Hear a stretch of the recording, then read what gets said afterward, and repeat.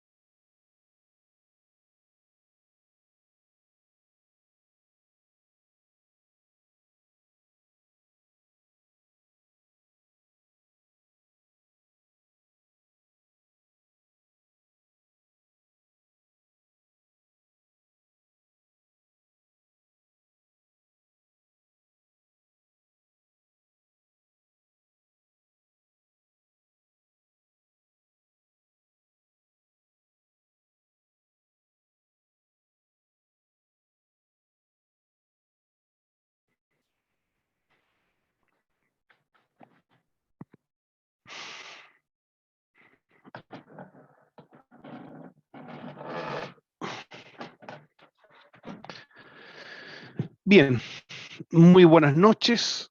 Por favor, si me pueden verificar que estamos bien con el sonido y con la imagen. Sí, profe, se escucha y se ve bien. Sí, sí, Ya, lo mismo.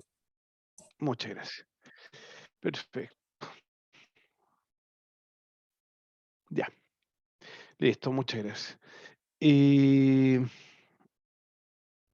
Bien, habiendo terminado esta primera parte, que la hicimos mediante una clase introductoria, lo que yo denomino clase sinóptica, porque da una sinopsis general de un tema, ya en este caso el siglo XIX, en cuanto a lo que es historia universal contemporánea, y lo cual después de un despliegue en 3 clases con PPT, rematamos con una evaluación que idealmente debe haber sido de una sola clase, porque el tiempo siempre es escaso, ¿ya? Pero no se pudo hacer una y se tuvo que hacer en 2. Bueno, ¿qué diablos? ¿Qué le vamos a hacer? Comenzamos hoy día una nueva unidad, que esta vez es sobre el siglo XX en cuanto a lo que es historia universal contemporánea, ¿ya? Siguiendo el mismo, la misma didáctica, damos hoy día una clase sinóptica, ¿ya? De lo que es el siglo XX. Recordemos un poquito, acuérdense que el siglo XIX tuvimos que arrancar desde el siglo XVIII, ¿ya? Ver qué había sucedido ahí. Acá también arrancamos desde el siglo XIX. Se producen profundos cambios en la vida humana, fuerte aumento de la población, el proceso de industrialización lleva a un comercio internacional a gran escala, se forman los estados nacionales y hay una inmensa demanda por materias primas. Eso como perspectiva general, de cómo se fue desenvolviendo los fines del siglo XIX. ¿Ya? Eso como perspectiva general. Surge lo que se denomina el imperialismo. ¿Ya? Esto surge en la segunda mitad del siglo XIX y es tremendamente preponderante para lo que va a suceder en el siglo siguiente, ya el denominado imperialismo. Y de esta forma podemos analizar varios factores que gatillan la llegada a este imperialismo. Factor económico, la búsqueda de materias primas. Recordemos que los países europeos en general son pequeños, ¿ya? Son bastante pequeños. Se necesitan materias primas, grandes cantidades de materias primas. ¿Ya? Y eso los parten a buscar a varias partes, ¿eh? Acá en América, bueno, en Oceanía, pero principalmente en África y en Asia. Ahí es donde van a extraer las materias primas que necesitan en gran cantidad. ¿Ya? Entonces, primer factor, factor económico, la búsqueda de materias primas. Factor cultural. Factor cultural es la preponderancia de el europeo sobre el resto del mundo. Hay una superioridad entendida como una superioridad racial, ¿ya? Del blanco, del europeo, respecto a otros continentes, especialmente respecto a África. Se considera que las personas de piel negra son subdesarrollados, son como una categoría muy inferior al del hombre blanco, ¿ya? Entonces este es el segundo factor que gatilla este imperialismo, ¿ya? Esta superioridad europea. Luego tenemos un factor demográfico. Hay una explosión de la población, ¿ya? Ha aumentado muchísimo por la buena alimentación, por el costo también de la vida, que es más bajo, ¿ya? Pese a todo lo que hablamos en otras oportunidades de las opresiones del obrero, pero en términos generales es más fácil el acceso a la comida, ¿ya? En general. Pero también hay otro factor importante, el desarrollo de la medicina, ¿ya? La medicina, ha habido grandes avances, por ejemplo, con la penicilina, ¿ya? Descubierta por Alexander Fleming, por casualidad la descubrió en todo caso, ¿eh? Estaba en un laboratorio y era un moho, ¿eh? Que lo descubrió por casualidad y se dio cuenta que mataba las bacterias. ¿Ya? La penicilina, la penicilina fue un quiebre, un punto así de inflexión en la historia, pero muy importante. Y también hay que destacar al científico francés Louis Pasteur. Louis Pasteur es el que inventa las vacunas. ¿Ya? Teníamos mortandades de niños antes de un año, pero brutales, morían por miles o millones. ¿Ya? Entonces, las vacunas que comienzan a aparecer en la segunda mitad del siglo XIX comienza a amortiguar fuertemente la mortalidad. ¿Ya? Disminuye mucho, gracias a las vacunas, a la penicilina y otros avances más que comenzaron a llegar. Y también tecnología médica, las inyecciones, por ejemplo, ese tipo de cosas permitió avanzar muchísimo y eso frenó bruscamente la mortandad de la gente. ¿Ya? Y eso hizo que la población del mundo aumentara muchísimo. ¿Ya? Causas políticas. Estamos viendo causas del imperialismo, ¿no? Cuarta, causas políticas. Auge del nacionalismo. Lo que es Francia, lo que es Alemania, lo que es Reino Unido, qué sé yo, están ellos ahora luchando por sus países, ¿ya? Y quieren que sus países se desarrollen, que sus países salgan adelante. Este concepto, la patria, la nación, que es la que tiene que salir adelante. Y quinto factor, el factor tecnológico, incremento de las comunicaciones y medios de transporte. ¿Ya? Es el gran desarrollo del ferrocarril, del cual hacíamos mención a los últimos minutos de la clase anterior. ¿Ya?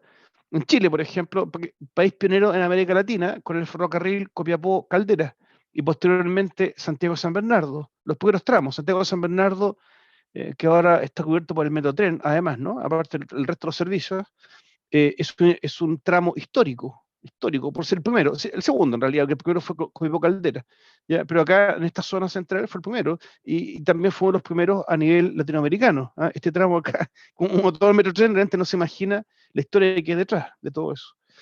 Eh, y los barcos a vapor, los barcos a vapor también, que pueden llevar gran cantidad de cargamento a distancias inmensas, intercontinentales, puede ir de un lado a otro. Y ahí echaban azúcar, que echaban algodón, que echaban hierro, que echaban carbón, etcétera. ¿Ya?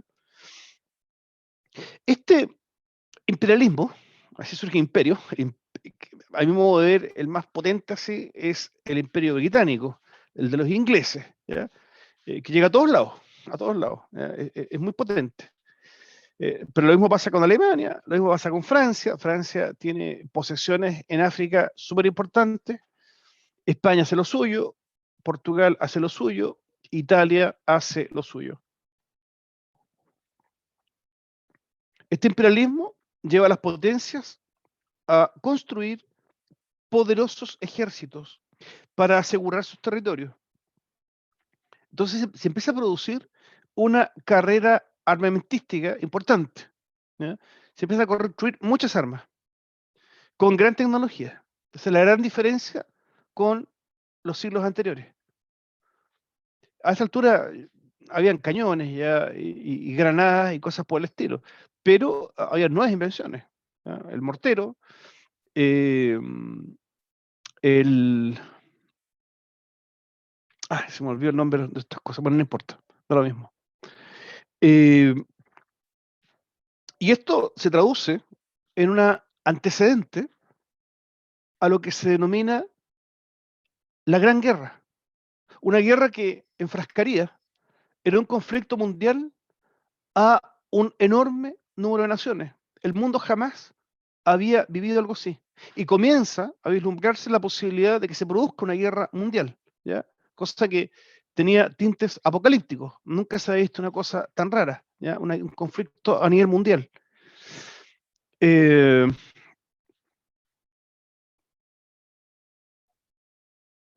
de todas formas, estos años, que coinciden con la segunda revolución industrial, es decir, de 1870 a 1914, es una época que románticamente se le llama la Belle Époque, ¿eh? La Belle Époque, la bella época, periodo de gran romanticismo, de gran desarrollo de las artes.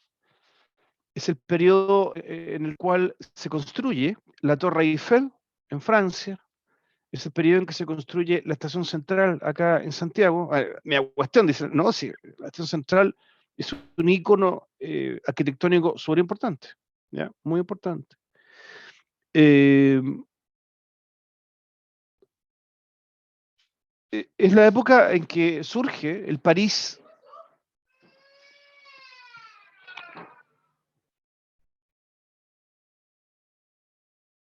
Perdón, que algo pasó acá.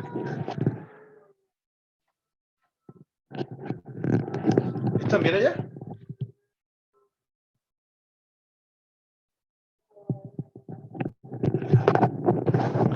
Es lo que pasa cuando se transmite de la casa. Algo sucedió con un niño, pero está todo bien, parece. Ya, disculpen.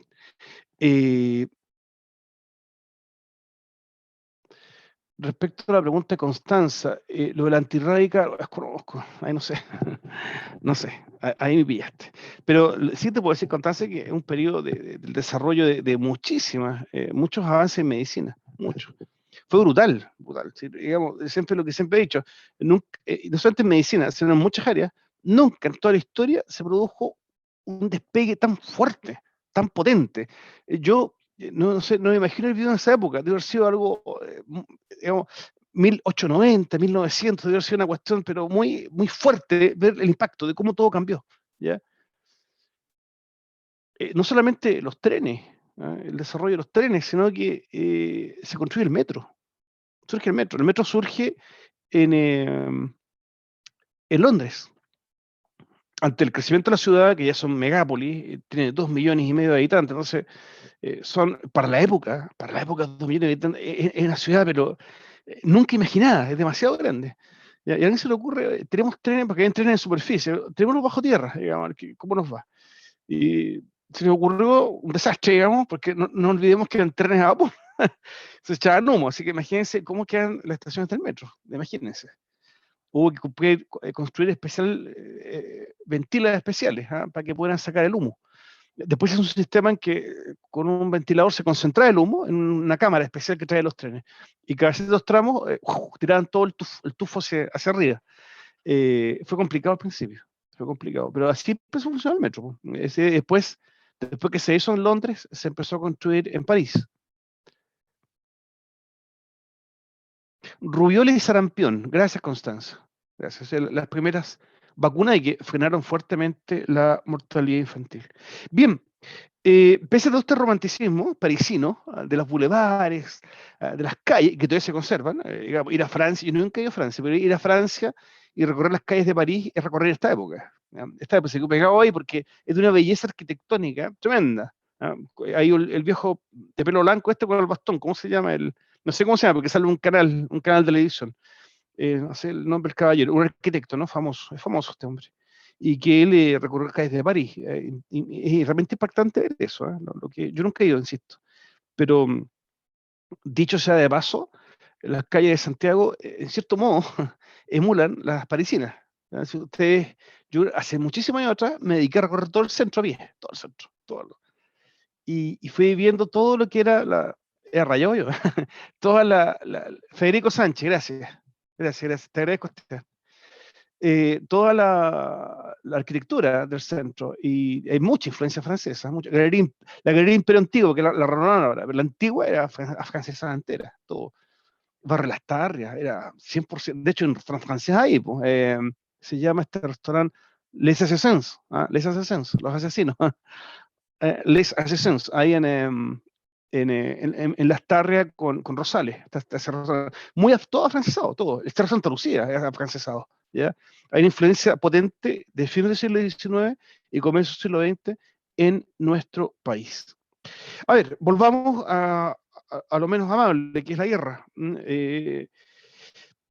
Por este imperialismo vuelve tirantes las relaciones entre los países. ¿Ya? Los países se asocian en distintas alianzas. ¿Ya? De este modo, como una manera de mantener algún tipo de federación de países, ¿ya? Para enfrentar algún posible conflicto, es que surge la Triple Alianza. La Triple Alianza es integrada por Alemania, un país que ya no existe, ¿ya? Que es Austria-Hungría, que obviamente que es la Unión de Austria-Hungría, ¿no? Pero era un solo país, ¿ya? Se llamaba el Imperio Austrohúngaro. El Imperio Austrohúngaro, ¿ya? E Italia. Esos tres países conforman la denominada Triple Alianza. Alemania, el Imperio, o el Imperio Alemán, más bien, ¿cierto? El Imperio Alemán, el Imperio Austrohúngaro e Italia. Su contraparte es, ya está bien, Constanza. Su contraparte es la Triple Entente. La Triple Entente la integran Francia, Rusia e Inglaterra, o Gran Bretaña más bien. Entente, por si alguien quiere saber, entente significa acuerdo de confianza. Si tienes un acuerdo con alguien tú de mucha confianza, eso es un entente. Si Martín con Montserrat ahí tienen algún tipo de amistad así fuerte, de mucha confianza, eso sería una entente. ¿Ya? Por eso se llama la triple entente. Estimado Martín, Estados Unidos siempre trata de sacar el mejor provecho. Lo dejó pelear y se metió en el final y hizo como héroe. Y todos te lo hacen lo mismo.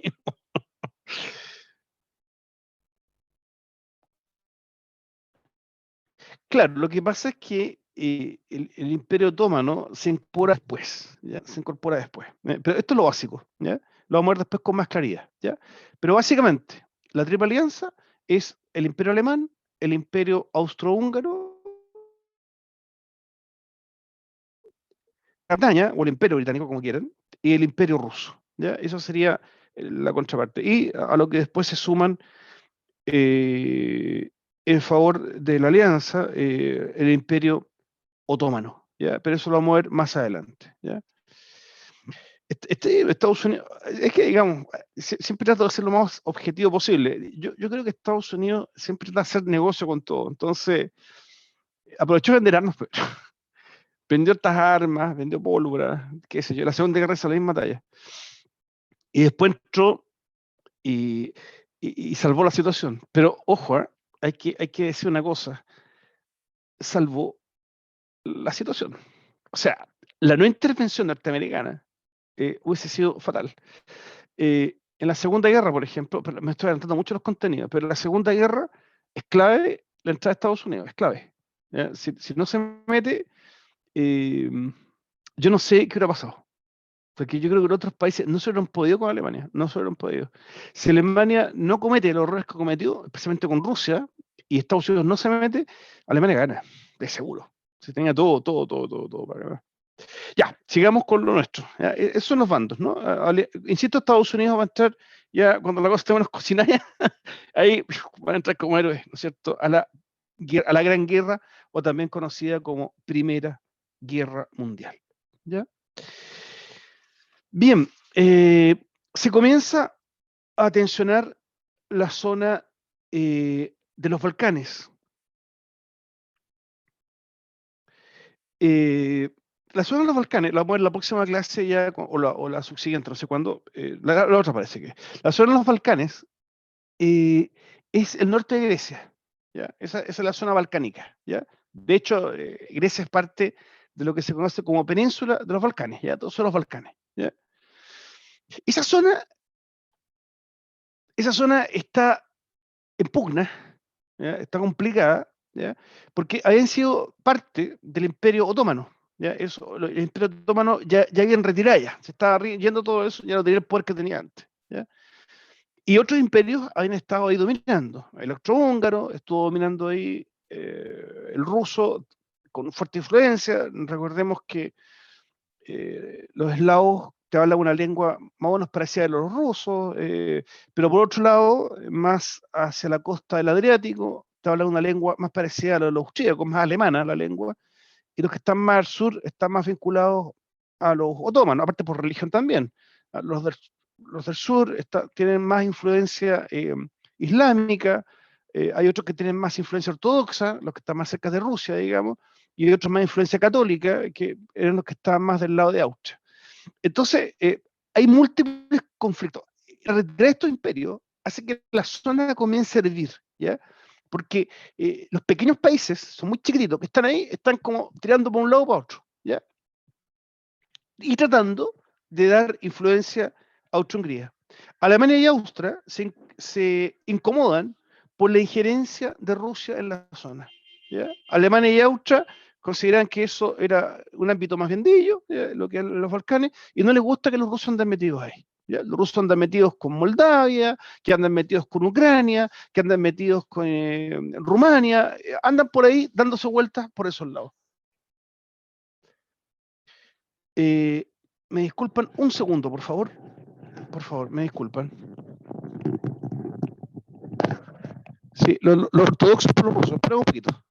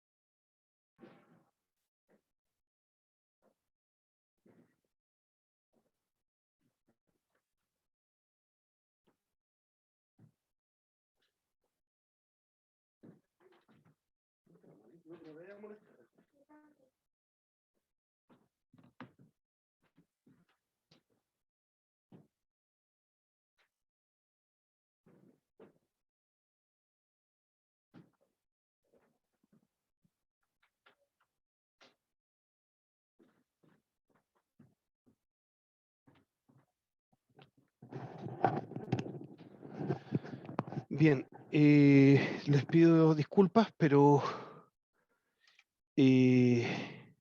tuve una pequeña emergencia que solucionar. Disculpen, ¿no? Ya, ¿en qué estábamos? Yo me desconecté completamente. Entonces, es una zona, ya, gracias Constanza, es una zona que está a punto de estallar. ¿Ya? Los alemanes y los austríacos no les gusta que los rusos se estén metiendo en la zona. ¿Ya? Ellos quieren influir en estos pequeños países, pero no los rusos. ¿Ya? Todo esto ante la retirada de los otomanos.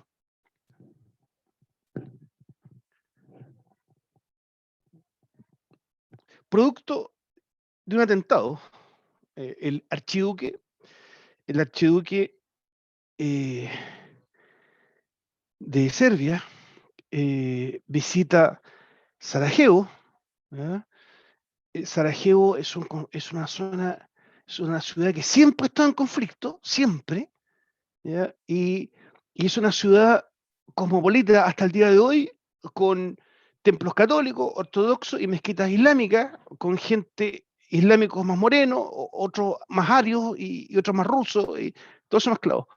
La cosa es que está esta persistencia de, de el nacionalismo propio, ¿no? De Bosnia y Herzegovina, los bosnios. Bosnia y Herzegovina se llama este país. Y Francisco Fernando, sí, gracias. Gracias, Esteban. Y un fanático universitario, me parece que pertenecía a un grupo de extremista que se llamaba La Mano Negra, creo que se llama, un grupo ultranacionalista. Le pegó un puro balazo al archiduque y lo mató. Lo mató. El archiduque iba por la calle y ¡pum! Le pegó un balazo y lo mató. Esto automáticamente gatilló un tremendo problema en la zona. Austro-Hungría inmediatamente le declara la guerra a Serbia. ¿Ya? Inmediatamente. Pero Rusia, ya, pero Rusia inmediatamente le declara la guerra a Austro-Hungría. Es decir, Austria ataca a Serbia, que es chiquitito, y Serbia es defendido por Rusia. Alemania defiende a Austria-Hungría y declara la guerra a Rusia. Alemania, como estaba del lado de la Triple Alianza, a su vez también le declara la guerra a Francia e invade Bélgica. Francia, porque era el Triple Entente aliado de Rusia. Inglaterra, acto seguido, Inglaterra le declara la guerra a Alemania y Austria-Hungría a Rusia. O sea, aquí quedaron todos ya en guerra, todos. O sea, la Triple Alianza y la Triple Entente en conflicto, digamos, por este balazo que le llega al archiduque de Serbia, Francisco Fernando.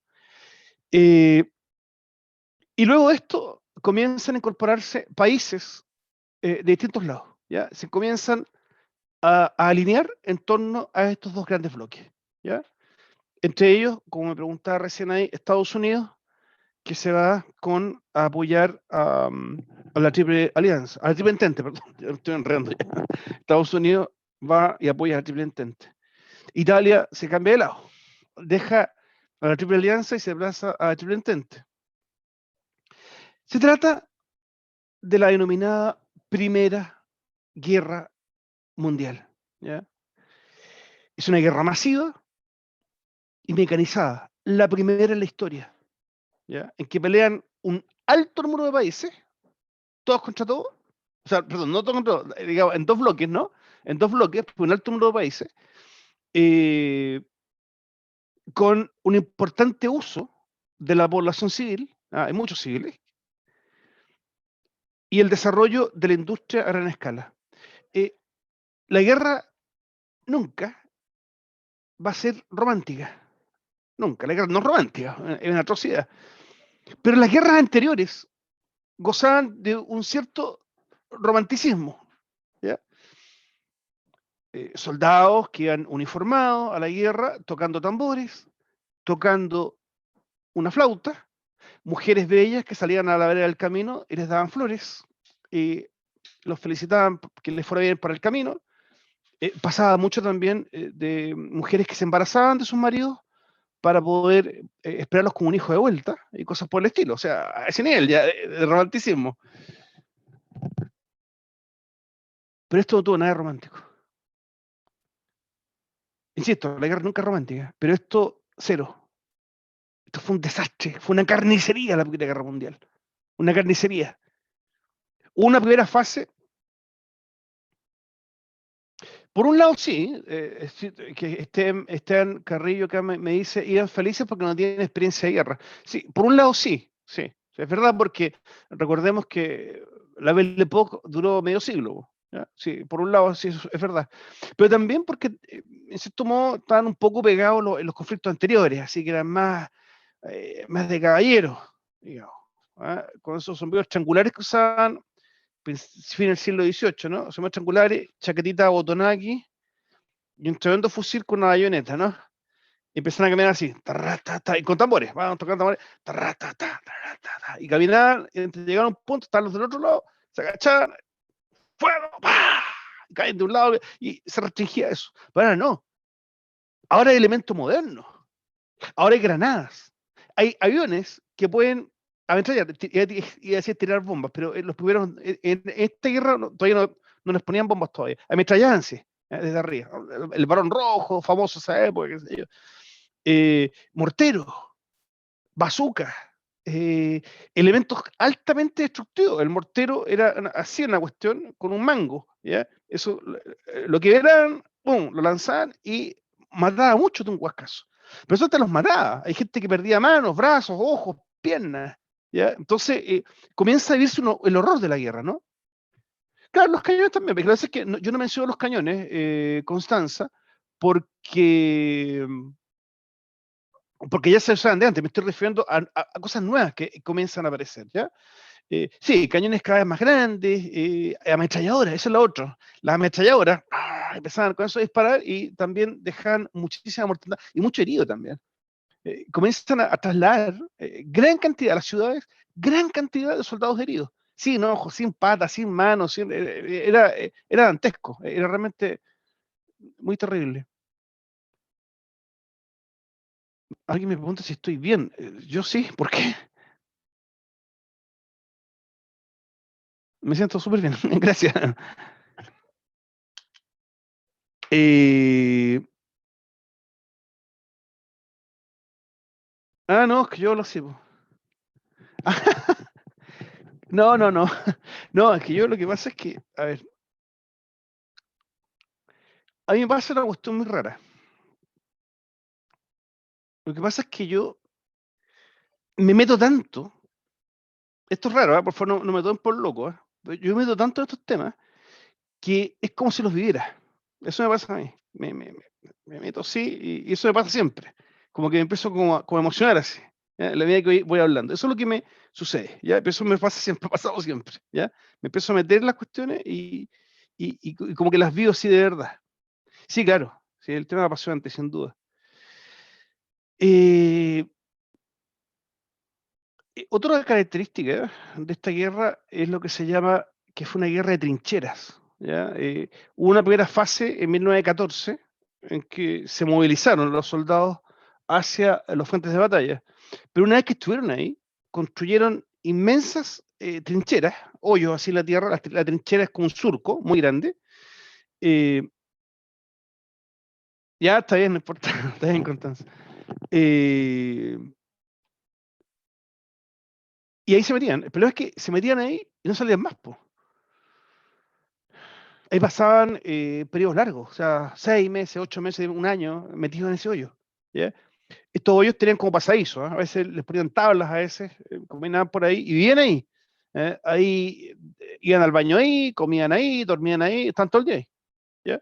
Y de vez en cuando habían escaramuzas y se levantaban y de balazos con el del otro lado. Entonces, fue una cuestión altamente desgastante. Yo les recomiendo mucho, acuérdense que soy cinéfilo, no se olviden, les recomiendo mucho la película eh, Sin novedad en el frente. Se llama así. Excelente. Una producción antigua. Es como el año 70 por ahí. Sin novedad en el frente.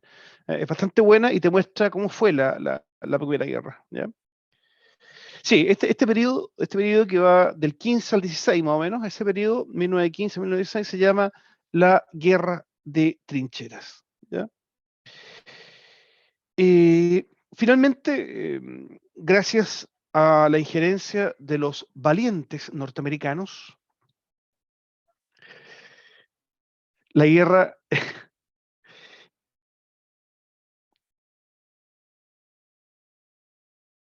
no la he visto, la voy a ver, 1917, la voy a ver, no la he visto esa, no la he visto. Y gracias a la injerencia de los valientes norteamericanos, finalmente Alemania se rinde, ¿ya? Y se rinde y se le levantan los denominados juicios, perdón, no son juicios, no, perdón, estoy mal, los tratados de Versalles, ¿ya? Que fueron muy brutales. ¿Por qué? Porque a las naciones que comenzaron la guerra les impusieron fuertes sanciones, ¿ya? Pero especialmente a Alemania, porque Alemania desarrolló, ya, hasta el último hombre, sí, también he escuchado mucho de esa Constanza, pero no he tenido el privilegio de verla todavía. Eh, Dunkerque, sí, sí. Pero es que ese no, ese es de la Segunda Guerra, lo de Dunkerque. A lo mejor estoy mal yo, pero creo que es de la Segunda. Ya, ¿qué estaba hablando? Se me fue. Eh,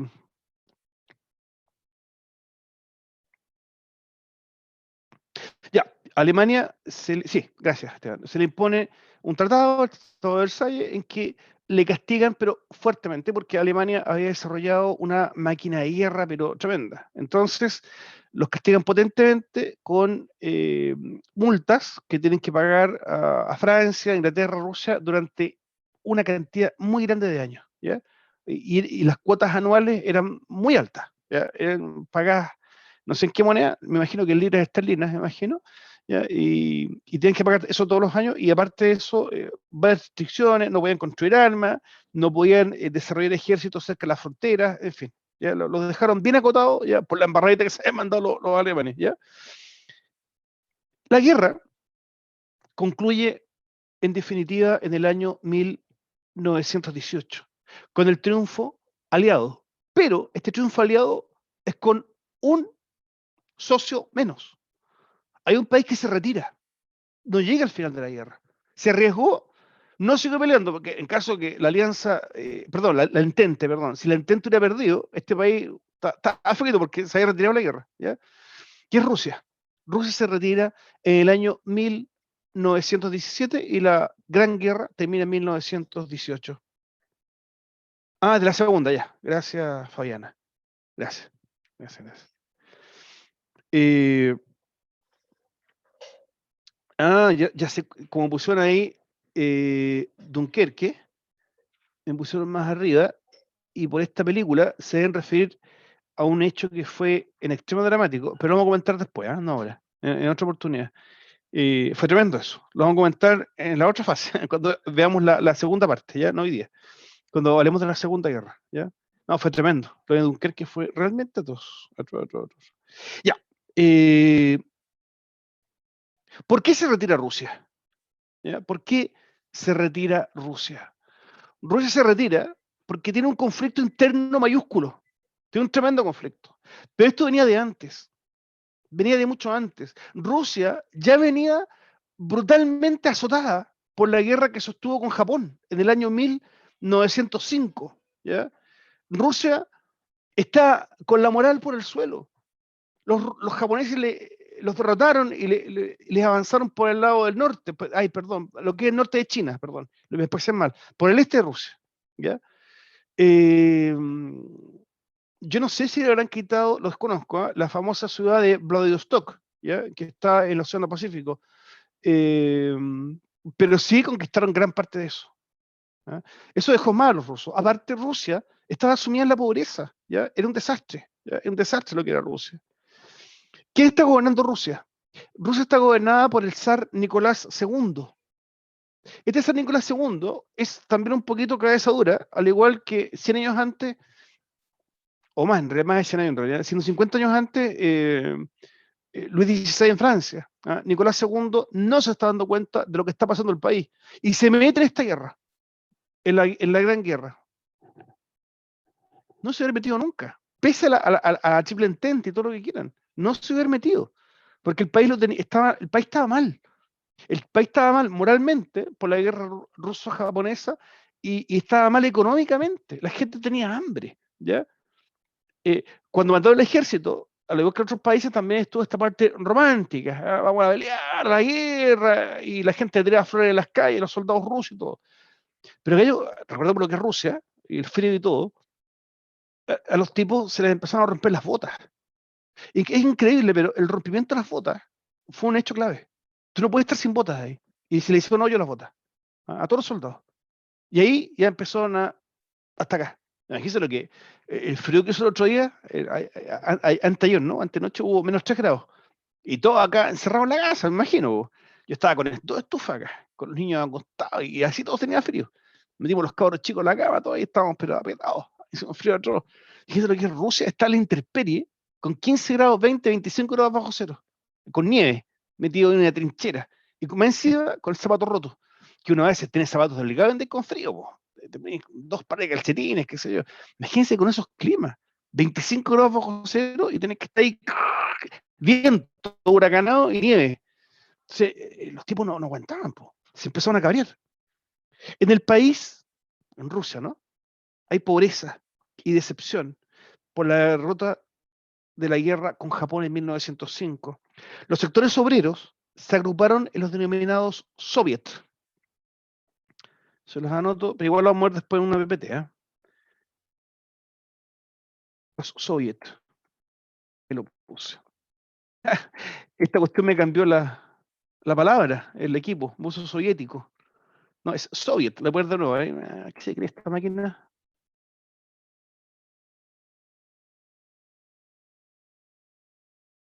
Espérenme.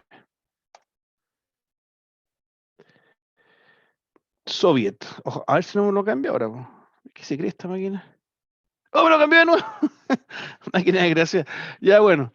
Un soviet es el equivalente a un sindicato. ¿Ya? En agrupaciones de obreros, esto se empezó a más que en el campo. ¿Ah? No olvidemos, esto es una característica que tiene Rusia. Rusia en esta época es agraria,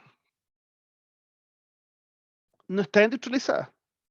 Cuando se piensa en el ascenso del marxismo, siempre se pensaba en las masas de obreros oprimidas, pero Rusia no las tenía. Po. Nadie se hubiera imaginado que llegara el marxismo acá. Po. ¿Por qué? Porque no habían obreros oprimidos, eran puros campesinos. Pero estos campesinos eran los que estaban mal. Po. Y estos campesinos se agrupan en soviet, sindicatos. ¿Ya? Y estos soviets logran cierto poder. ¿Cierto poder? Es decir, la administración de Rusia se empezó a hacer de alguna manera por medio de estos soviets, que empezaron a tener importancia, pero a nivel agrícola. Las grandes ciudades en realidad no tuvieron mucha importancia los soviets. ¿Ya? Pero estos soviets, durante la guerra, organizan una tremenda huelga general que obligó al zar a hacer cambios. ¿Ya? Hay presiones, ¿ya? Y el zar tiene que hacer cambios. Surgen dos grupos políticos en esta época. ¿Ya? Claro, una cosa así, Esteban, sí. Aunque las ciudades también habían obreros, pero eran pocos. Es que lo que pasa es que no era el nivel que tenía Inglaterra o Francia, para nada. Rusia tenía súper pocos. Sí. A Rusia le denominaban la gran comarca, porque era un puro campo, digamos, toda Rusia. Tenía ciudades, pero las ciudades grandes eran solamente Moscú y, y, y Petrogrado. Ahí estoy bien, ¿no? Es Moscú y la del norte, ¿cómo se llama? Se me olvidó Petrogrado, creo que es. A ver, es que hay otra ahí, no me acuerdo. Gracias, Esteban. Te ganaste una estrellita. Súper bien. San Petersburgo, ahí sí, eso sí. Eso sí, San Petersburgo, gracias. La gran ciudad del norte, San Petersburgo. Muy bien, muy bien. Eh, y claro, San Petersburgo y Moscú tenían industria, pero poco. Pero el resto del país que es inmensamente grande. Nada, es puro campesinado. Puro campesinado. Eh, a ver, es que, claro, sí, lo que pasa es que después se llama Leningrado. San Petersburgo cambia de nombre y pasa a llamarse Leningrado. ¿Ya? Hay dos grandes grupos políticos, ¿ya? Que son radicales, ¿ya? Uno, el grupo menchevique. Los mencheviques proponían un proceso democrático, libre, para lograr instaurar el socialismo en Rusia. El otro grupo era el grupo bolchevique. Y los bolcheviques, a diferencia de los mencheviques, no, ellos no querían un proceso pacífico y en libertad. Ellos querían una revolución violenta e instaurar el marxismo. ¿Ya? Eso es lo que querían. Así eran estos dos grupos, ¿ya? Que eran grupos radicalizados, grupos que querían hacer grandes cambios, pero que estaban marcados por esta diferencia, los mencheviques y los bolcheviques. Finalmente, en el año 1917, todavía en medio de la guerra, se produce una gigantesca protesta en las calles. Sale toda la gente a protestar, toda, en masa. Ante la situación, las autoridades mandan a los militares a las calles, ¿ya? Para controlar la masa. Y los militares, que estaban hasta acá con la situación, por lo que les expliqué antes de las botas y todo eso, se van con el pueblo, y sacan al zar. Así de simple. Esto fue en un día. En un día. ¿Ya? Es decir, la protesta partió en la mañana y en la tarde el zar estaba, hasta luego, váyase para la casa. Se acabó. Se acabó. Así de rápido fue el tema. Surge una asamblea constituyente y se proclama como jefe de gobierno a Alejandro Kerensky. Siguiendo un poco la línea de lo que es en Francia, también se escribe una constitución, se incorporan un montón de cambios en el país, se democratizó el país, se empezó a elegir la autoridad y todo eso, y asume Alejandro Kerensky. Kerensky era un hombre como de centro izquierda, bastante moderado, un hombre preparado, instruido, y que prometía lograr conducir al país hacia una democracia, un país libre, y no con la dictadura que tenían los zares rusos, ¿no? Pero la cosa le dura poco, ¿ya? En octubre, el poder es tomado por Lenin y por Trotsky, con total ruptura con los mencheviques, ¿ya? Esto que fue un gobierno de acuerdo entre muchos partidos políticos y todo eso, se rompe. Y los bolcheviques dan un golpe de poder y se quedan ellos con todo el poder y a los mencheviques los sacan del gobierno. Eh, el Partido Comunista logra el control total del país. Estalla entonces, frente a esta situación, una feroz guerra civil que comienza en 1918 y termina en 1922. 4 años. Pero se sacaron, como decimos en Chile, la ñoña. ¿Ya? Se separó el país en dos partes. ¿Eh? Los que estaban con los bolcheviques, que eran los rojos, ¿ya? Y los que estaban con los opositores a los bolcheviques, que eran los blancos. Así, eras blanco o eras rojo. ¿Ya? Y se transan en una tremenda guerra, pero fue una guerra de devastación total. Aquí los ejércitos avanzaban, digamos, por territorio, agarraron un pueblo, lo desbarataban. Si ese pueblo se sabía que había apoyado al otro lado, lo desbarataban, lo destruían completo, lo quemaban, le quemaban las cosechas, eh, así iban produciéndose esta guerra.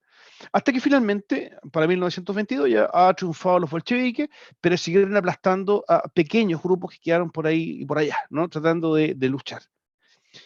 Es apresada la familia Romanov y fueron fusilados. ¿Ah? Esto se fue cruel, la muerte de la familia de Luis XVI, ¿no es cierto? Los Borbón. El caso de los Romanov, que gobernaban Rusia, fue aún peor. Los fusilaron a todos y mataron al zar, a la zarina, mataron también a los hijos. Antes había matado ya a un líder espiritual que tenían, que era un gallo raro, que vivía ahí, que se llamaba Rasputín, un gallo rarísimo, que vivía ahí con ellos. Era una especie como de brujo en Austrasia. Pero se lo habían matado ya hace rato a Rasputín. Y matan a todos los hijos, aunque tuviesen poca edad. Cuenta la leyenda que no se atrevieron parece que les contesto, no me acuerdo, no se atrevieron a matar a la más chica, una guagua, Anastasia, y que se había conservado y se cuenta hasta el día de hoy que Anastasia eh, eh, fue un místico. Eso fue justamente, sí, un místico. Sí.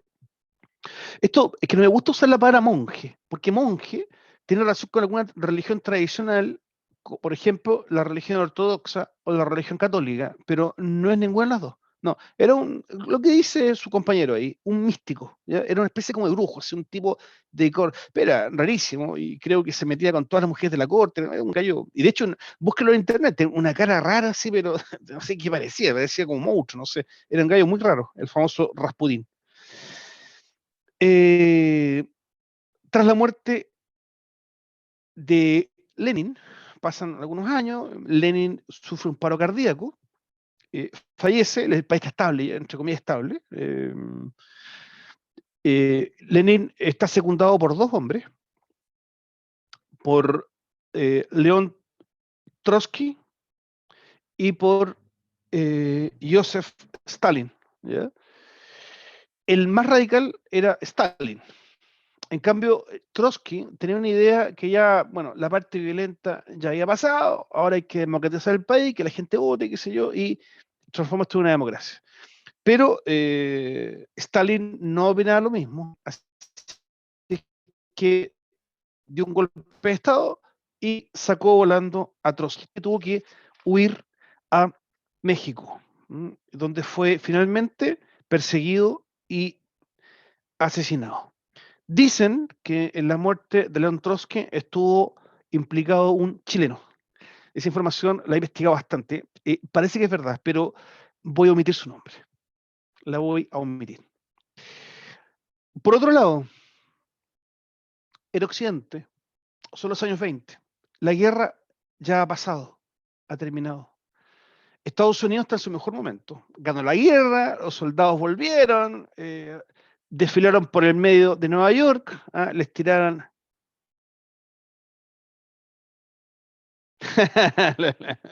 No, Constanza, lo que pasa es que, a ver, el chileno este lo omito porque es un gran personaje, ¿ya?, de nuestra historia. Entonces, no quiero destruir el corazón a alguno. Aparte que no tengo la certeza absoluta de que él hizo eso, ¿ya? Tengo una certeza como el 80%, por lo que he investigado, pero total no. Entonces, por eso prefiero, mejor me como el comentario, prefiero no hacerlo. Por eso no lo hago. Ya. Eh, eh, los soldados desfilan por Nueva York, les tiran flores, papel picado, qué sé yo, por todas las ciudades de Estados Unidos hay festejos. Estados Unidos ganó la guerra.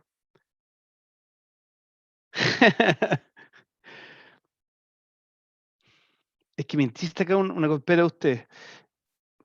A ver, para decirlo más suavemente, porque no me consta del todo. Dicen, en esa época estaba trabajando ya en la Embajada de Chile en México, Pablo Neruda, ¿ya? Según algunas investigaciones, la conspiración para matar a León Trotsky estuvo Neruda metido. Ya, no es que lo haya matado así un balazo en la cabeza, no, pero él fue parte de la conspiración. Pero eso, yo insisto, yo he investigado harto y de hecho esta historia me la contó gente que era como muy de izquierda, que me dijeron que están como bien enterados de esto. Yo no sé si será cierto. No sé, yo no sé, no, sí. Era como un actor intelectual, claro, del tema. Hizo como una logística, digamos, como para preparar el asesinato de Trotsky, pero no sé, yo no. Yo prefiero no afirmarlo con claridad mientras no tenga plena confirmación. A mí no me gusta hacer comentarios de los cuales no tengo una buena confirmación. Por eso es que siempre me como eso. Pero es que aquí lo comento. Pero yo prefiero no. Si no estoy muy claro que sea así, prefiero que no, porque estoy enlodando el nombre de un gran poeta chileno. Así que por eso es que no quiero. ¿Ya? Está bien. Entonces, Estados Unidos en los años 20 se desarrollan los denominados locos años 20. Se vuelven todos locos, surge el Charleston, la gente baila con esos collares largos, Charleston. Eh, el país está tremendamente desarrollado, Estados Unidos, y comienzan las comparaciones, ¿no? La gente, claro, dice, mira lo que es Estados Unidos, digamos.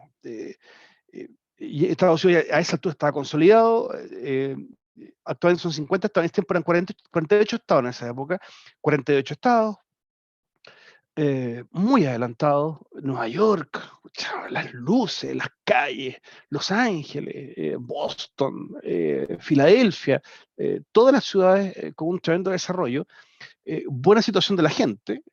Surge en esta época el concepto del suburbio, son estos barrios que están alejados del centro de las ciudades y que son puros prados y las casitas sin rejas, así metidas, con puros arbolitos. De esta época surge este concepto del suburbio. La gente empieza a vivir bien. ¿Ya? Vivir en Estados Unidos es significado de vivir bien y es significado de capitalismo. Esto es capitalismo. La gente está viviendo bien, no hay pobreza, todo bien. En cambio, del otro lado, los comunistas allá en Rusia, todo pobreza, puras guerras, ejecutan gente a cada rato. Entonces, se produjo esta doble visión de la cosa. ¿Ya? Lo que también hacía que la gente comentara y discutiera en esta época, que era mejor. Los comunistas, los capitalistas. Se empieza como a polarizar el mundo, poco a poco. Visiones de un lado y de otro. La sociedad norteamericana vive en una total opulencia hasta el crack de 1929. Hasta ahí les llegó el sueño. Mucho dinero se ganó gracias a la especulación. ¿Ya? Vender acciones, comprar acciones a bajo precio, venderlas más caras. Empezó esta locura. Y aquel que no tenía, pida préstamo. Y tú, estamos todos, tengo mi casa de 2 pisos con sótano y pastito alrededor, como el típico de los norteamericanos, ¿no? Y los 2 autos estacionados, uno para mí y otro para mi fiel esposa que está siempre ahí al lado mío, 2 autitos. El auto de varón un poquito más grande, el de la señora típico así descapotable, rosado, típico de esa época. Y tú, no, es que yo no tengo plata para especular. Ay, pero pido un préstamo y especulas con esa plata y vas a ser como el resto de los norteamericanos, ricos. Verdad, un préstamo entonces y ahora vengo a comprar acciones y a vender y voy a ser como el resto también rico. Eso lo hizo mucha gente. Hasta aquí, hasta que en 1929 vino el crack, la caída de la bolsa de valores. Para esos años no existían las regulaciones que existen hoy. ¿Ya? Esto ha sido advertido por muchos expertos. Cuidado con la bolsa de valores. Incluso hasta lo había advertido el Papa Pío XI. El Papa Pío XI dijo cuidado con la especulación de valores. Porque es una fantasía, digamos. Y era una fantasía. Vino el crack, no hay con qué pagar las deudas.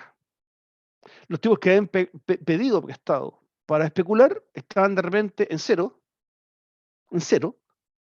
y con una tremenda deuda en el banco. No pagaron. Y los bancos, como no les pagaron, empezaron a quebrar todos. Quebraron los bancos, quebraron todas las industrias, quebró la bolsa de valores. Estados Unidos, en un abrir y cerrar de ojos, estaba en la pobreza absoluta. No, en serio, no estoy bromeando. Estados Unidos estaba arruinado entero. Arruinado entero. ¿Cómo salían de eso? Con los presidentes republicanos estaban fritos. Los republicanos decían, que el capitalismo, que se si tiene que... Hasta que un cambio de gobierno y asume un demócrata, el presidente Franklin Delano Roosevelt. ¿Hasta cuándo con el capitalismo? Si me las cohetas que quedó. No, si aquí tiene que el Estado intervenir. Pero ¿cómo? Eso es contrario, estamos con los comunistas, no puede ser. El Estado tiene que intervenir. Y gracias al economista Keynes, introduce cambio al capitalismo. Y el Estado federal norteamericano, empieza a asumir un rol preponderante. Y surge el denominado New Deal, el nuevo trato, que permitió a los estados y al Estado federal comenzar a constituir empresas estatales. Un pecado mortal para los gringos, porque son tan capitalistas. ¿Pero cómo? Y surgen empresas estatales, especialmente agrícolas. Entonces, estas empresas lo que hacen es mover los campos, que estaba todo paralizado. Estaba todo paralizado, no había semillas, no había nada, ni una cuestión. Y empiezan a movilizar. Entonces empiezan a contratar gente. Y la gente que estaba cesante se empezó a emplear. Y así surgen empresas y el país se empieza a mover de nuevo, ¿ya? Pero fuertemente. Se empieza a mover, surgen los ferrocarriles estatales, porque antes eran privados, ¿ya? La Amtrak, que todavía existe, ferrocarriles estatales, surgen sistemas de electricidad estatales, sistemas telefónicos estatales, o sea, todo lo contrario a lo que ellos habían siempre dicho, ¿no? Y el país empieza otra vez a surgir. Pero, pero, eh, el resto del mundo está en el desastre total. Mi abuelita me contaba que en esa época, yo no sé si a mi abuelita le ponía mucho, pero me decía, mire, mijito, en esa época, me acuerdo, mi abuelita tenía unos 15 años más o menos, me decía, yo recuerdo en San Bernardo ver a gente, no sé si le ponía mucho, me decía, yo vi a gente arrastrándose de hambre por las calles, así me lo contó mi abuelita, año 1930 por ahí. Vi a gente arrastrándose de hambre por las calles. Es posible, porque la hecatombe económica fue total. Total. Estados Unidos quedó en la total ruina y Europa también. Esta crisis económica se transforma en un elemento catalizador para el advenimiento de nuevos regímenes. ¿Cuál es la situación del europeo? Europa está en la ruina, o sea, no hay trabajo, no hay comida, vienen saliendo de la Primera Guerra Mundial, los países están jodidos, digamos. Así, ¿qué hace la gente? La gente piensa, mira, la solución es el comunismo. No, pero es que mira lo que pasó en Rusia, se pitieron hasta la abuela, mataron a todo el mundo. No, los comunistas no. Dirán algunos, otros dicen, no, sí, algunos están por el comunismo. Pero otra gente dice, pucha, los que estaban en contra del comunismo no quieren tampoco el capitalismo. Mira lo que pasó en Estados Unidos, pues Estados Unidos está tan re bien y miren cómo están ahora. Entonces decían, no, si ese no es el modelo. Y se empieza porque es un rechazo al modelo liberal. Ahora pasó a ser neoliberal, ¿no? Por la influencia de Keynes. Pero es rechazado. El europeo no lo quiere. Entonces, la gran masa de gente que se desencantó del capitalismo, no lo quieren ahora. Pero tampoco quieren los comunistas de Rusia, buscan caminos intermedios. Y eso es el caldo de cultivo para que aparezcan nuevos regímenes. Es así como Italia, que está en una situación pero paupérrima, con toda la industria paralizada, eh, aparecen varios líderes, ¿no? Pero uno de ellos que está acá es Benito Mussolini, ¿ya? La historia es un poco larga, pero Benito Mussolini funda un partido que es el partido fascista o fascista, los fascistas. El fascismo es un ultranacionalismo, ¿ya? Lo que exacerba es la patria italiana, eso es lo que les importa, la patria italiana. Entonces los fascistas, si bien promueven un fuerte control estatal, ¿ya? Son de una economía muy centralizada, pero favorece a la empresa privada. Entonces, cada vez que habían huelgas, aparecían los fascistas con palos y le pegaban a todos los huelguistas, le sacaban la mugre. Entonces, la gente de clase media empezó a ver a los fascistas como una solución. ¿Por qué? Porque las industrias empezaron a mover. Está la industria que estaba paralizada por las huelgas, llegaron los fascistas, les pegaron a todos y la industria empezó a andar de nuevo. Entonces empezó a haber trabajo, y Mussolini se transformó en un líder. Y el rey de Italia lo felicitó y lo instaló ahí como primer ministro, sin elección, sin nada. Sino que él se instaló nomás de un golpe de poder, qué sé yo, militares por ahí, militares por acá, y las famosas milicias, ¿no?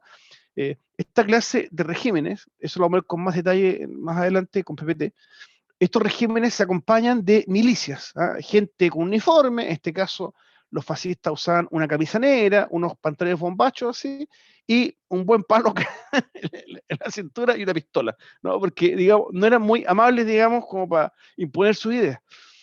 Y de esa forma, mediante el fascismo, Italia comienza a caminar. De hecho, logra un nivel económico bastante grande. Italia, de estar en la ruina total, vuelve a estar con un país industrializado y caminando. Entonces, para la gente, los fascistas eran lo mejor. Estos gallos, hay que sigan nomás, digamos, lo han hecho muy bien. ¿Ya? Si es que vieron la película La vida es bella, cuando este personaje, que se me olvidó el nombre, el personaje en la película, cuando va llegando a un pueblo que va arriba de un auto, y hay una rama que le pega y la levanta, y queda con el brazo así, ¿no? Queda con el brazo así, y la gente que está en la orilla, todo el mundo le levanta Claro, todo el mundo, la gente de pueblo levantaba el brazo, porque era un signo de progreso, digamos, estos son los que están gobernando, lo están haciendo bien, qué sé yo, lo veían desde ese punto de vista. Pero había, hay que decirlo, es una dictadura, pero muy fuerte, ¿ya? Y con fuertes atropellos a los derechos humanos y, y con cero libertades individuales, cero. ¿Ya? Aquí son todo, todo. Cualquier idea contraria era duramente combatida, ¿ya? De hecho, el Papa Pío XI, en esa época, no sé lo que es eso. Explícamelo usted, creo que sí. Ah, no sé si el personaje o el actor, ya, de La Islas Bellas, sí. Guido. Buen actor ese, tío, el chiquitito ese. Eh, ¿Qué está hablando? El Papa Pío XI proclama una encíclica denominada la Non Abbiamo Bisogno, ¿ya? En que critica el fascismo. Entonces, el Papa hace un llamado a las 220 diócesis italianas a crear la Acción Católica y hace un llamado a que los jóvenes se integren ahí, pero que no entren a las milicias fascistas. Porque el fascismo, dice el Papa, no es de Dios. Eso no puede ser. ¿Ya? Y ya los fascistas tienen un fuerte opositor, ¿ya? Que es el Papa y la Iglesia Católica. ¿Ya? Y ahí se empiezan a producir algunos problemas. No tan graves, ¿eh? No tan graves porque el italiano es súper católico. Entonces, era difícil que se llegase a producir una disociación muy grande. ¿Ya? Pero sí, la Iglesia rechaza este régimen que es dictatorial. Alemania, por otro lado, está muy dolida con lo que ha sucedido con el Tratado de Versalles, ¿ya? Entonces, Alemania está alicaída con el espíritu malo, hay pobreza, no hay trabajo, está todo paralizado. Eh, en este ambiente, en este ambiente hay un joven pintor fracasado que trató de estudiar arte y en la universidad no lo aceptaron, está muy amargado este joven, se llama Adolf Hitler.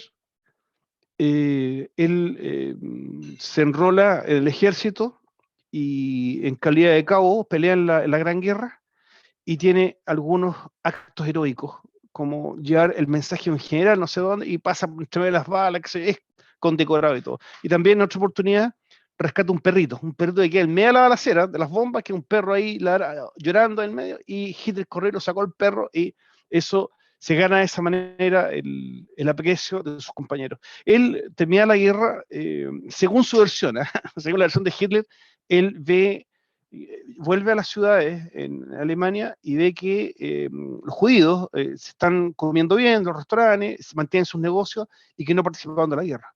¿Ya? Y los alemanes, entonces eso les gesta un odio tremendo. Es su versión, ¿eh? Porque hay una versión judía que dice que eso no es tan así. ¿Ya? Pero es la visión que él tuvo. Y Hitler comienza en los bares. No es que fueron curados, lo que pasa es que los alemanes se juntan siempre en los bares. Toda la actividad social alemana es en bares, siempre chupando. Acá dice Alemania, no. Siempre con una cerveza en la mano, los alemanes. Sí, claro, son buenos para la cerveza, son muy buenos para la cerveza. De hecho, las regiones del sur de Chile, que tienen influencia fuerte alemana, ¿no? La región de los ríos, la región de los lagos, que tiene mucho alemán, hay cualquier cantidad de cervecería, pues, por todo, por ejemplo, por todos lados chopería, por la influencia alemana, muchísimas, Osorno igual y Valdía, sobre todo, una cantidad, y son lindas además. Según me han contado, no he entrado a sus antros de pecado yo, no. Ya. Sí, sí, el Papa Benedicto hasta hace poco, en un cumpleaños, le dieron una cerveza, compadre, así como esto, pero así, te juro, el Papa, sí, que son buenos para la cerveza, es que toman todos los días. Los alemanes beben todos los días, es parte de su dieta, digamos, ¿no? Es parte de su dieta. Me voy a ser alemán, yo creo. Me voy a cambiar de país. Hitler, en los bares, comienza a dar discurso. Era muy tímido. Sí, sí, claro, en vez de té cerveza, sí, es verdad. Es que es una tradición muy antigua, muy antigua. Hitler comienza a dar, era muy tímido, era un hombre tímido que usaba un bigote gigante, así mostacho, gigante así. ¿Ya? era muy tímido, era muy bajo. Y entonces se atrevió un día y se subió arriba de una mesa. Y empezó ¿por qué no lo pescaban mucho? Empezó un discurso y la gente lo empezó a escuchar. ¿Ya? Y de ahí a poco, esto fue todo en bares, en los puros bares. Le dio con el tema.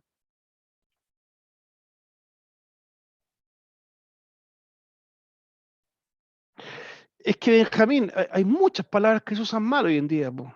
Sí, de repente, sí.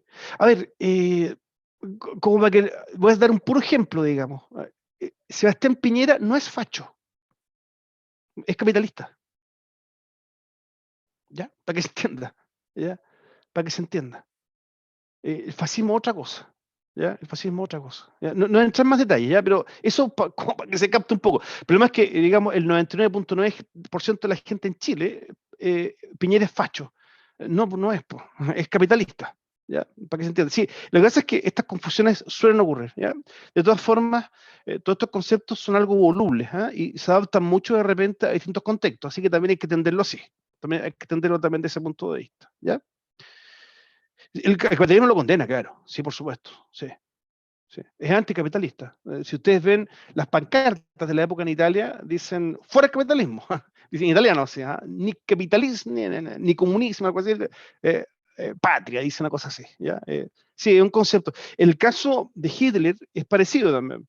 Eh, el de hecho, es nacionalsocialismo, también es un sistema de economía centralizada, ¿ya? Pero con empresa privada. Lo que sí, ojo, que las empresas privadas se sintieron más cómodas con los fascistas y con los nazis, po, ¿ya? ¿Por qué? Pues los cuidaban. Es verdad que son sistemas centralizados, ¿ya? Contrario a los sistemas capitalistas que son abiertos. Son sistemas centralizados, ¿ya? Pero con protección a la empresa privada. Por eso es que hubo muchas empresas en la época de Hitler que lo apoyaron. Y no solamente lo apoyaron económicamente, po. La Volkswagen, bueno, es que Volkswagen era de Hitler, po. Adidas, ¿cuántos nosotros hemos comprado zapatillas Adidas? Son nazis, po. Si en esa época apoyaron a Hitler 100%. La Fanta, bueno, es de Coca-Cola Company, pero cuando se introdujo en Alemania, se le ocurrió dar un sabor especial y el que opinó que fuera de naranja así y se llamara Fanta fue, aunque no me lo crean, fue Hitler. Él quiso que se llamara Fanta. La Mercedes-Benz también, claro, correcto. Y hay varias empresas así, varias empresas así, varias. Claro, porque al terremoto de los comunistas, esto que apoyaban a los nazis, los apoyaban con plata, qué sé yo. Por eso es que tenían tanto, pues si las milicias nazis eran brutales, pues estaban súper bien equipados los gallos, ¿no? La juventud hitleriana, la SS, la SS de camisa parda, así como un café claro, sí. Esa es la SA, perdón. Y la SS usaba una camisa negra y un gorrito así, la cuestión. Eh, ¿Tenías un uniforme nazi tú, Martín? No me asustes por Martín. Ah, ya, eso te refería. Ya, sí, está bien. Ya, está bien, sí. Bueno, Hitler, hay un aspecto en Hitler que es bastante curioso, ¿eh? Todos estos gallos así, dictadores, todos los dictadores, suelen llegar al poder mediante golpes de Estado. Hitler tuvo varias etapas, trató de dar un golpe de Estado, pero le salió mal. ¿Ya? Lo trataron de matar ahí, los militares, porque vino el golpe de Estado, esto fue en Baviera, el gobierno mandó el ejército, empezaron a combatir y los nazis perdieron, ¿ya? Y los militares tomaron preso a Hitler. Hitler se fue a la cárcel y ahí escribió el libro Mein Kampf, que significa Mi lucha, ¿ya? Este libro comenzó a ser súper leído en Alemania. De hecho, cuando Hitler se le hace el juicio, ¿ya? Que él fue con un ex militar que dio el golpe de Estado, ¿ya? El ex militar dijo, no, yo soy inocente. Después dijeron, ¿y usted cómo se declara Adolf Hitler? Culpable, pues dijo. ¿Cómo? Sí, culpable. Culpable de amar a mi patria. Y empezó, porque tenía un carisma tremendo. Empezó a mandarse un discurso gigante, y de repente tratando de hacerlo callar, y el juez, no, que hable, porque hasta el juez está entusiasmado con el discurso, a ese extremo. Y finalmente el juez dijo, lo absuelvo. Este es un patriota, pero el juez así como, se le corrió el rímel así, llorando, así, "Ay, este gallo ya me emocionó, tremendo". Lo absolvió. Y ahí empezó la carrera política, por toda Alemania. ¿Y qué hizo Hitler? A los SA, perdón, estos de camisa parda, los mandaba para postularse a candidatos a diputados. ¿Ya? Y la vez que los tiró, ganaron 3. A la siguiente, 15. A la siguiente, 40. Y así empezó el Reichstag, el Parlamento alemán, a llenarse nazi. Hasta que llegó un minuto, como es un sistema semipresidencial, el de Alemania, eh, que había tantos nazis en el Parlamento que eligieron otro canciller, po, que era Hitler. Que el canciller es el primer ministro, por si acaso.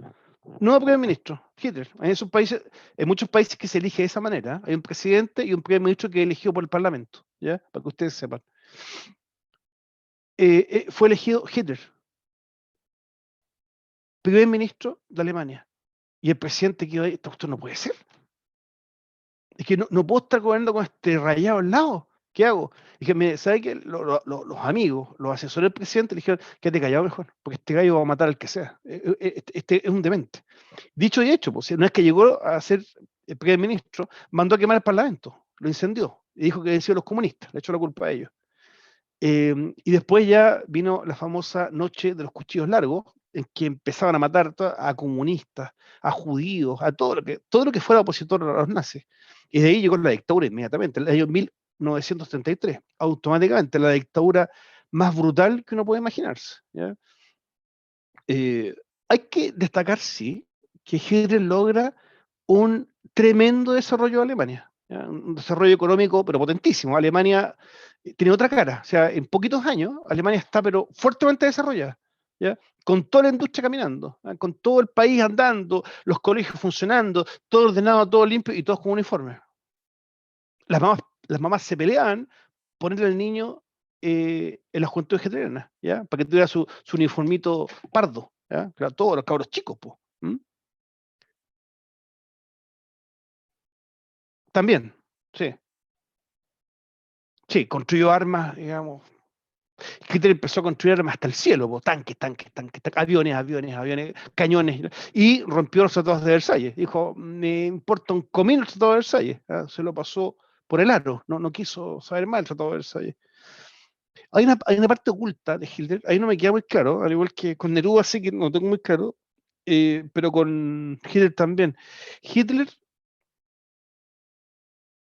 al parecer, era pedófilo, parece, porque Hitler tenía una sobrina, hija de su hermana, que tenía 13 años, y una vez que fue la hermana a visitarlo, al edificio de gobierno, digamos, vio a la sobrina y dijo, ay, te conozco de chica, la cuestión, te quedas acá conmigo. Y la madre, pero ¿cómo? No, tú devuélvete a tu ciudad, yo me quedo con ella acá. Y se la dejó con él. No está muy claro bien qué pasó, pero porque fue un periodo largo en que estuvo con ella. Y había muchos comentarios. Parece que la tenía ahí para él, digamos, con fines sexuales. ¿Mm? Esta historia no está tan confirmada, pero parece que sí. De hecho, Eva Braun, que era la amante de Hitler, amante después de esta niña, porque esta niña se suicidó después, Eva Braun se parecía mucho a esta niña. Y Eva Braun trató de tener una semblante como de niña también, para poder conquistar a Hitler.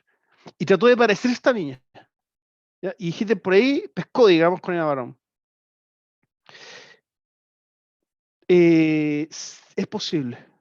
Es posible, porque también, acá me dice Carolina, que era un esquizofrénico. Es muy posible porque Hitler en más de una oportunidad se le vio hablando solo. Hay documentos de eso, está documentado. De gente que lo veía hablando con alguien y no había nadie. Estaba en la oficina así, conversaba con gente. Sí, es muy probable que ahí sufrió de esquizofrenia. ¿Mm? Eso está Hay otros que, común y además hay hubo tantas tensiones por esto de la tierra, todo eso, fue desarrollando la enfermedad. correcto, perfecto.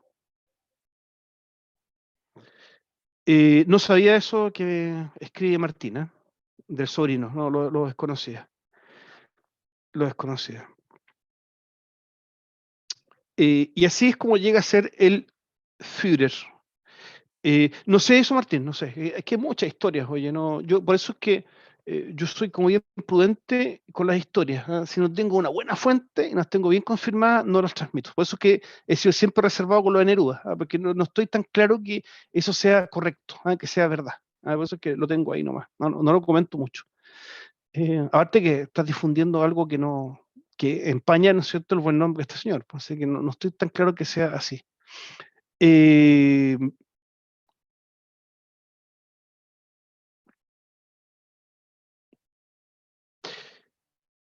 Hitler es el culmen de un desarrollo filosófico alemán muy antiguo, en que se privilegiaba este desarrollo de la raza aria por sobre el resto de las naciones, sobre el resto de las razas, ¿ya? Eh, Calificando al resto de las razas como subraza, ¿ya? La raza blanca, la raza aria, tenía que ser la que dominara, ¿ya? Eso entre otras cosas, ¿ah? Y también una idea también, el nazismo, yo diría que es más que un partido político, es también una religión, el nazismo. El nazismo no solamente incluía los mítines políticos que tienen todos los partidos políticos, sino ciertos actos extrañísimos, ¿ya? La SS hacía actos con fuego, en que quemaban capas y cuestiones, había toda una cuestión así esotérica. Sí, hay una pseudo... De hecho, ellos también se creían superiores por las formas que tenían, ¿ah? La nariz, los ojos, la oreja, las mediciones. Esa ciencia tiene un nombre, pero está totalmente descartada. Eso no. La película La Hora 25, antigua, esa película es del año 60 y tanto por ahí, muestra eso. Muy buena esa película, se la recomiendo harto. Yo la vi una pura vez cuando era niño, no la volví a ver, pero me impresionó mucho. La Hora 25. Bueno, voy a pasar lista. Cualquier duda me la dicen después de la lista. Hoy día es 29, ya, y cómo pasa el tiempo. Ya, atención, por favor, para que respondan la lista. Atención. Cristel Aguirre.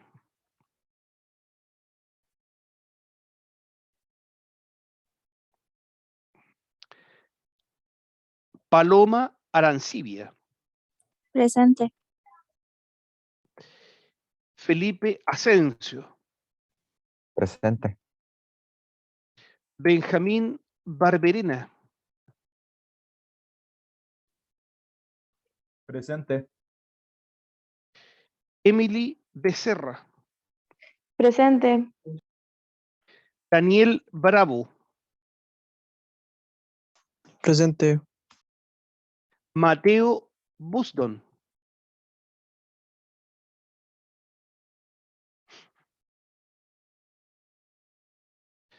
Ignacio Campos.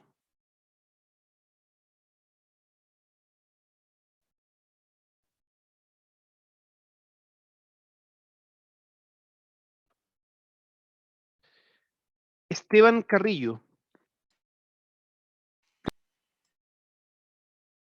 Paulina Carrasco. Presente. Ninosca Cartagena. Presente. Yanela Catalán. Presente. Lorena Cofré.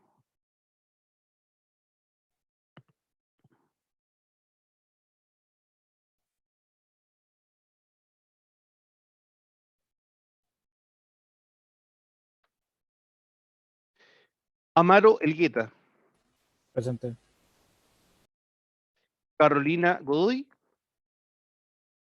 Presente. Valentina González.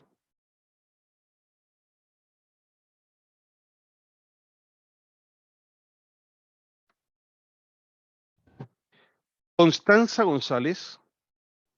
Presente. Fabiana Herrera. Presente. Constanza Herrera. Presente. Sofía León.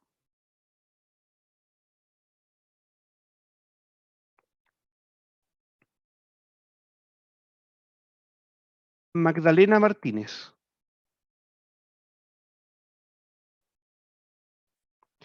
María Jesús Morales. Presente. Byron Neira. Presente. Comercinda Núñez.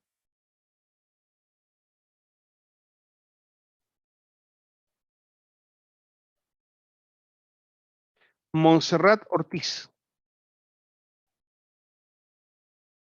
Martín Osorio. Presente. Juliet Parra. Agustín Peña.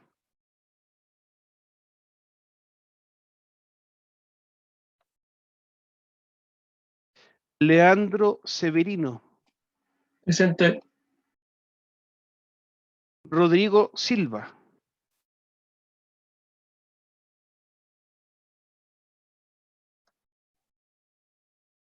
Joaquín Soto.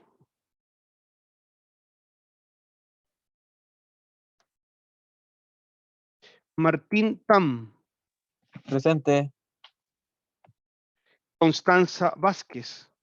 Presente. Antonia Vega. Presente. Catalina Zúñiga. Presente. Montserrat Tapia. Presente. Martina Palacios.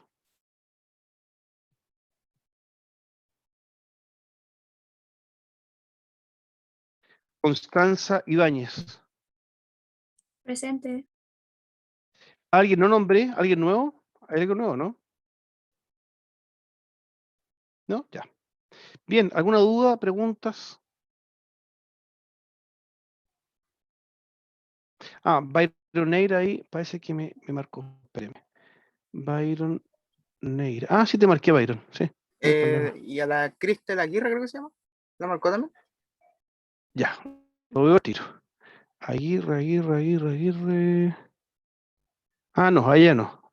Ahí la puse. Listo. Benjamín Barberena. A ver, déjame esto de Benjamín, que no me acuerdo. Sí, también te puse Benjamín, sí. Listo. Bueno, ese es el panorama de este periodo. ¿Dudas, consultas, aportes?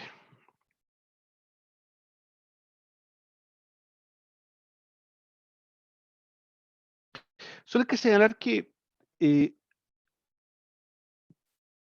perfecto, sí. Japón,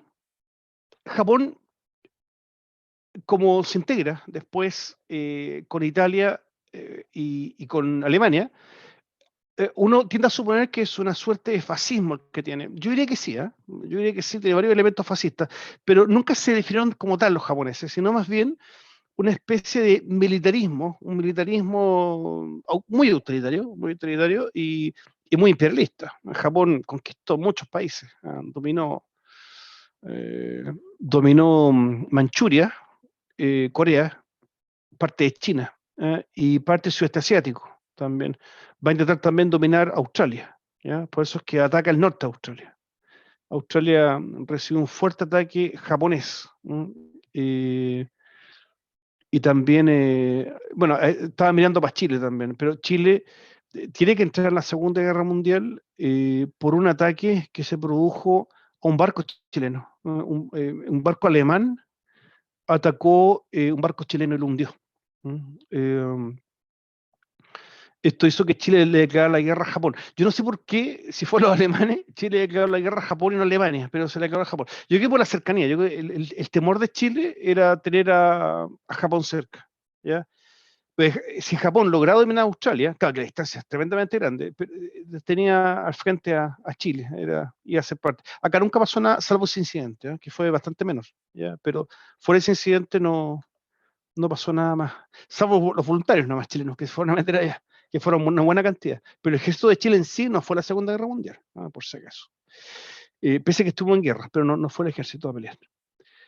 Bien, sería entonces, vamos a ver entonces a contar del próximo día martes la primera diapositiva de esta clase sinóptica, ¿no? Que sintetiza, ¿no? Las próximas 3 clases. Vamos a ir viendo en detalle todo eso.